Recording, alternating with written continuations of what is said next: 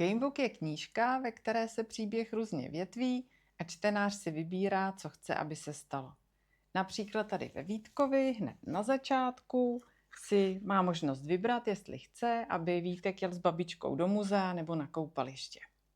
V Pupících, což je gamebook pro menší děti a je hodně ilustrovaný, je to větvení hezky vidět už v obrázcích, je tam spousta šipek, směrovek, zvířata napovídají různá čísla stran a děti listují tam a zpátky a hledají správnou cestu ke šťastnému konci. Podstata gamebooku je také hezky vidět na mapách, což je úplně základní věc při jejich psaní. Tady to je jedna ze 13 map z gamebooku Vítek, Křupadlo a Kostižrout.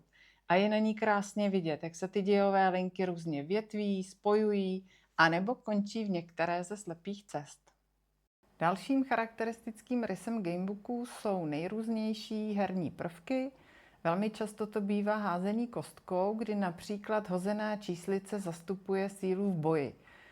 Pro mě to ale znamená nevýhodu v tom, že o výsledku nebo další cestě vlastně rozhoduje náhoda. Místo toho jsem do svých knížek proto zařadila hádanky a šifry. Jsou různého druhu, od logických, matematických, postřehových, někdy vědomostních, až po nějaké slovní hříčky, ty mě hodně baví. A vždycky je tam k ním ale řešení. Takže kdyby někdo nevěděl, anebo luštit vůbec nechtěl, tak se na něj podívá a může si užít jenom příběh samotný. Většina gamebooků, které jsme s našima klukama četli, byla víc game než book. To znamená, že na prvním místě byla hra a text byl hodně jednoduchý a popisný. Já jsem ale chtěla, aby gamebook byl nástrojem, jak dostat děti ke čtení a k literatuře.